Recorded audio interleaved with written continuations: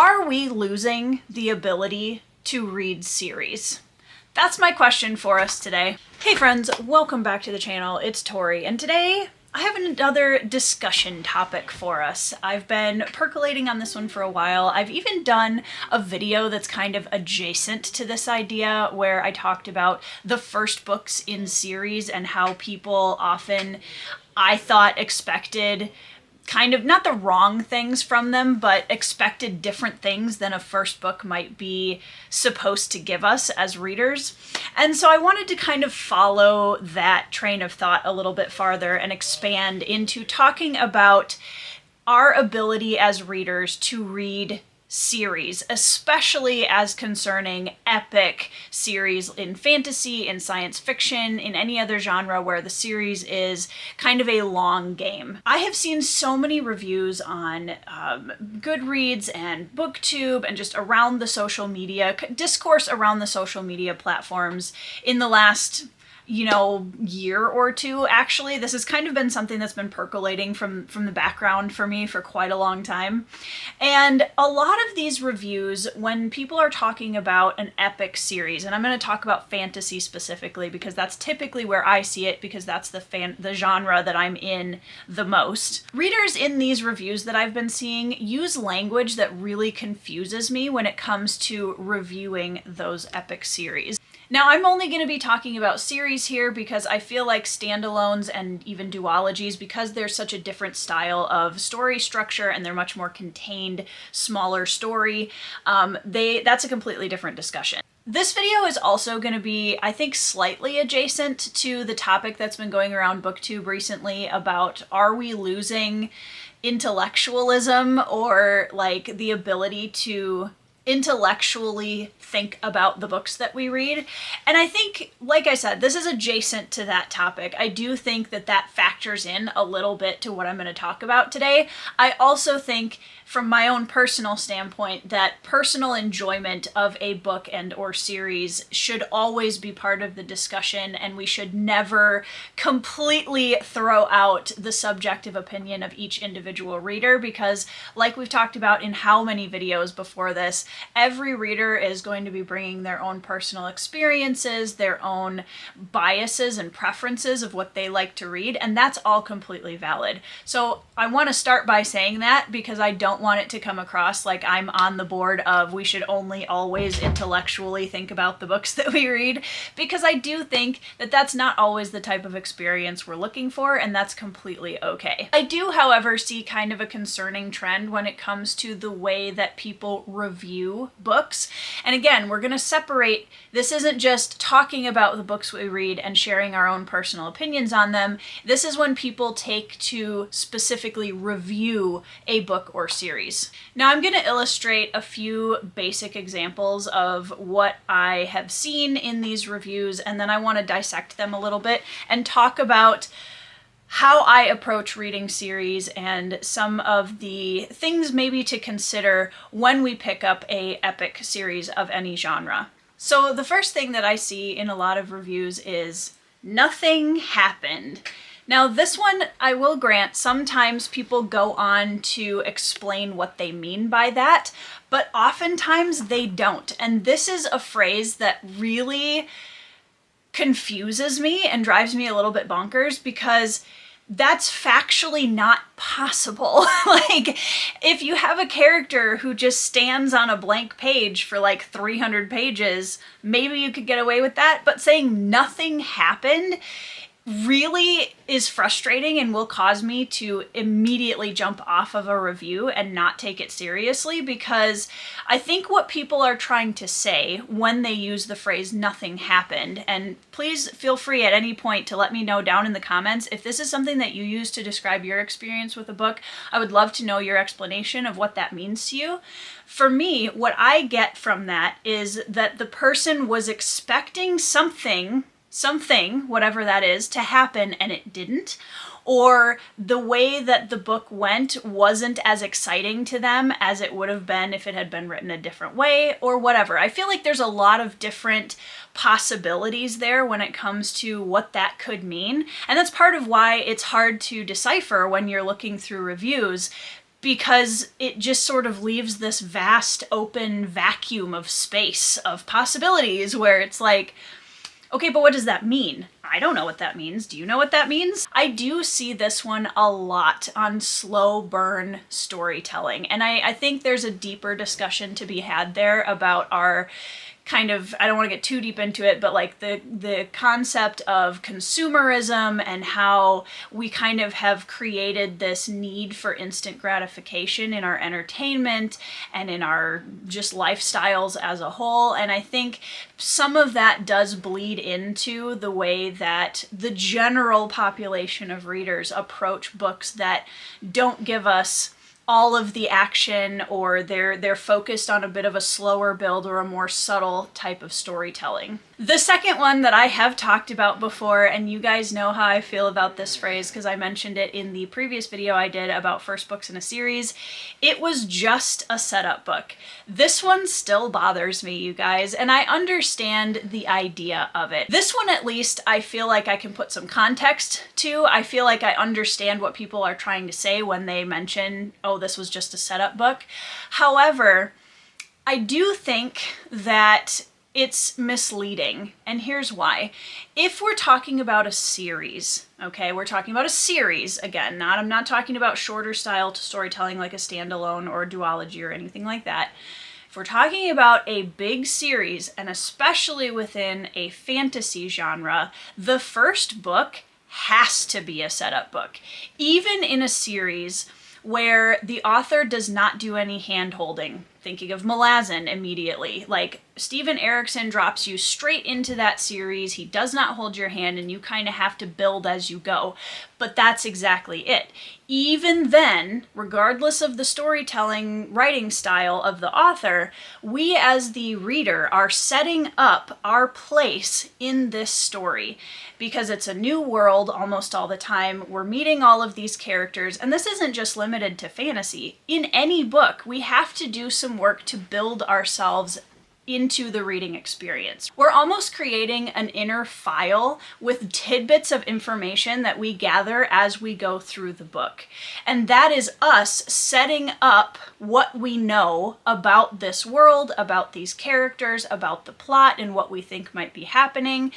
So in that sense, every first book, even a standalone book, is in some ways a set up book, because whether the author is setting up their world in a really overt way or not, we are setting up ourselves within that reading experience. Now, I again understand, because I've had lots of discussions about this particular phrase before, I understand that people oftentimes will use that phrase when they feel like not enough interesting things happened in book one, or the climax of book one might be a little bit less exciting than they were hoping, whatever it might be. Again, please let me know down in the comments how you would translate that kind of a phrase to your own reading experience. So I understand that. I just feel like with both of these, and I think for the third one too, we have to sometimes go a little bit deeper than that and ask why. And this goes for people who want to write and do video reviews and do any kind of more serious discussion about the books that they read. And again, this is where it gets a little tricky, because personal enjoyment being a factor, sometimes you just don't like something, and that's okay. That's a perfectly valid thing to put in a review. I didn't like that this didn't happen at the end, or that, it was a slow burn. I tend to like faster paced books, or however you want to word it.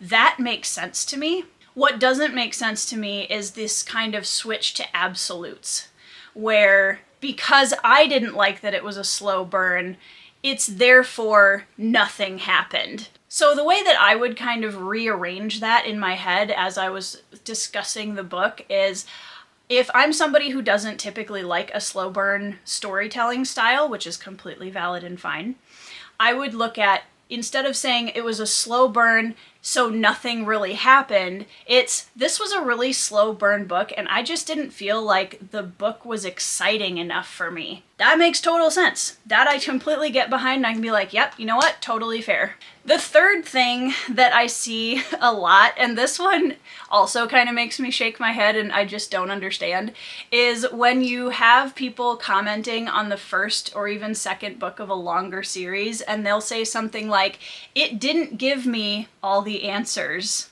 And I'm paraphrasing here because there's a lot of sentences within reviews that are insinuating that I'm kind of lumping into one. This one's tough because I feel like, again, as a larger reading community, we have, and hence the title of this video, lost a little bit of our ability to appreciate a longer payoff, a longer form story.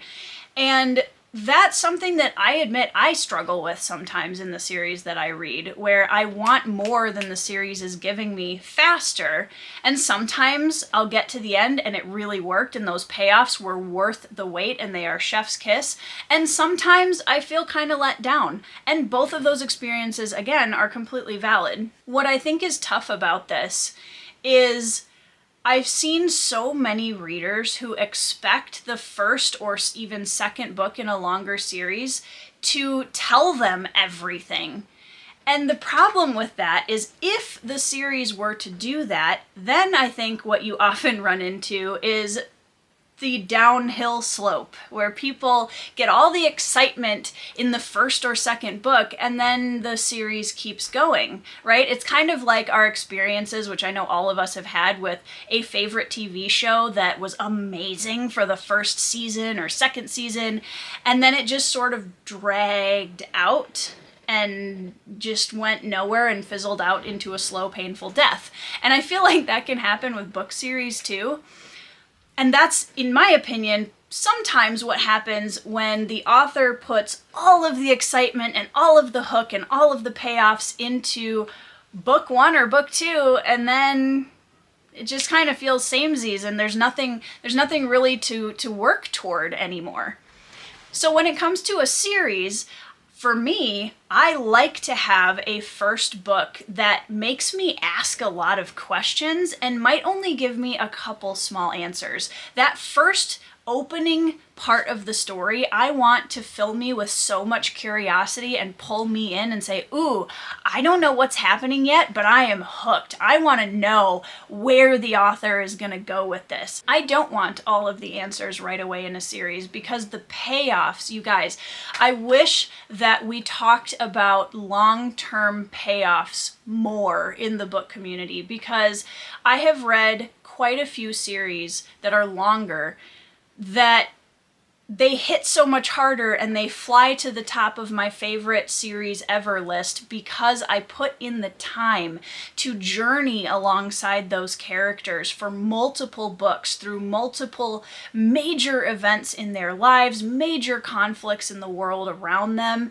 And by the end, that payoff with those final reveals and that final climactic ending is just, it's so powerful, and I don't often get that same powerful impact when an author gives me all the information right away in the series. So I wanted to talk a little bit about different storytelling structures within series and talk a little bit about how I visualize those, because I thought that might be helpful to sort of illustrate a little bit of what I'm talking about when it comes to recognizing how a series is structured and what it might be doing in terms of building up the plot and the character arcs. The first type that I want to talk about is large picture storytelling. So this one for me, visualized kind of like this, is the sort of story that each individual volume of that series builds on itself. You're not going to get all the answers in book one. You're not going to get all the answers in book two,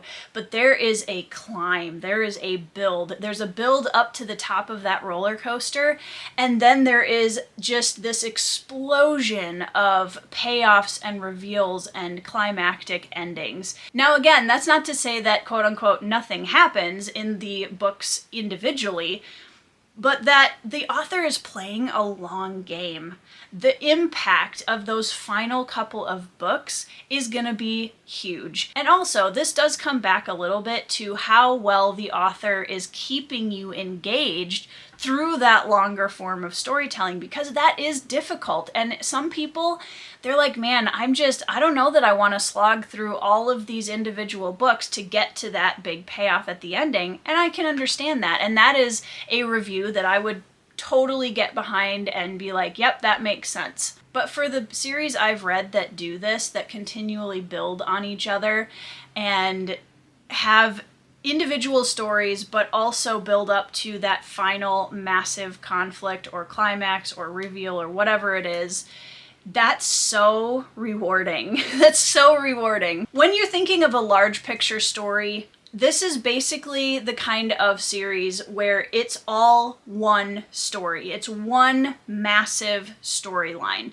And there's going to be like individual arcs that may kind of cross over and do things throughout the story, but there's one massive overarching theme that we're building toward, and that is the point. I would use Malazan as an example of this, where each individual book is a story, but you are really building and building and building and building and building to that final book, The Crippled God, where everything falls into place after all of the time that you've put in with these characters, and all of the individual smaller stories fall into this massive climactic ending. When it comes to the chapters storytelling style, which is my second visualization here, this one is where you have kind of sections of a series, and the series is broken up into parts. And it builds on itself still potentially to a larger story structure, but each section has its own autonomy. I would look at this very much in the realm of the Elderlings kind of vibe, where yes, it's a full overarching story and all of the chapters work together, but each individual trilogy or quartet within the realm of the Elderlings is very much its own contained story, especially toward the beginning of the series. That final series, I know, is a little bit less that way, and it depends more on the books coming before it. There is still a building up of a story within a series like this, but it is much more, each section is its own individual story, if that makes sense. Next up, we have a structure that is set up as individual episodes. These are going to be not standalones in and of themselves, but they are very much their own thing. Each individual book in a series like this is going to be a contained story. There might be Easter eggs that traverse between the stories, and as you get further on in the series, you've spent more time with the characters, so it might, have a greater impact depending on which story you're reading. Overall, each individual story is its own contained thing, and it's like a series of loose standalones almost. An example of this for me would be The City Watch by Terry Pratchett within his Discworld universe. Each of these books is technically a standalone, and you can read them out of order. It helps to read them in order because those characters are going to build on what you already know of them, but again, each individual story is its own contained book. Another example of that kind of episodic series would be Lois McMaster Bujold's World of the Five Gods. Each individual book within that trilogy is its own story. They're just loosely connected through some of the characters. Mortal Techniques by Rob J. Hayes is another example of a series like this. Then finally, we have sister series. These are series that are separated from each other. They might be in the same world, but you don't have to read one before the other, or you don't have to read one to understand the other. They're not connected as strongly. An example of a sister series situation would be something like Michael J. Sullivan's Rhaeria Chronicles and Rhaeria Revelations, where they're both about the same characters and in the same world, but you don't have to read one to appreciate the other. You'll just get more enjoyment spending more time with characters that you love if you read both. And I want to make it very clear that I think it is still the work of the author to make sure that each book within the series, regardless of how they're structuring the overall story, is engaging and interesting and gives the reader enough to want to keep going. But this is where that personal subjective enjoyment is going to come in, because every person is going to react to those stories differently. And as authors, we can't please every reader that opens our books. It's literally not possible. I think being able to dissect what it means when we feel a certain way about a book and go a little bit further into that is a really good exercise for anybody who is reading. I don't think that that is exclusive to reviewing. I think it is a good practice for us as human beings to be able to critically think through what specifically it is about certain series or certain books that doesn't grip us as much, that doesn't pull us through to the next book in the series. Why is it that we don't want to continue? What makes us put a series down or dislike it? If you're not a DNFer, I completely understand that too.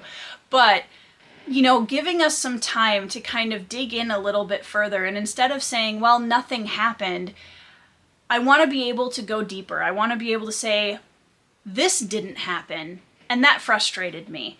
Or I was waiting for X thing to happen in this book and it didn't. And that kind of made me feel meh. Like, giving it a little bit more body than just nothing happened, or using the other examples I gave as well. So I would just use this video as a starting point for discussion. I'd love to know your thoughts down in the comments, please share. And also an encouragement as we are reading and partaking in the beautiful, beautiful gift of storytelling to go a step further and to challenge yourself to really understand your preferences and what you like and dislike about any type of series, and recognizing the differences between the series that we read, because each one is going to be structured in a different way. Each of them is going to have its own unique style and voice, and that is one of the beautiful things about books in general, is that there is literally something for everyone, and there is a worlds of possibilities at our fingertips all the time when we're reading, and that's just an awesome, awesome part of being alive. Thank you once again for sitting down with me and having a discussion about different topics within the booktube community. I love these videos. I think they're a lot of fun once I kind of get my thoughts in order to be able to sit down and coherently tell you about them. And I really enjoy hearing all of you guys take this topic and then discuss it further. Thank you so much for watching. If you liked my content, please give a like and subscribe, and I would love to have you over here on my little corner of booktube. I hope you are having a fantastic week. I hope you are reading some 5-star reads, and I'll see you in the next video.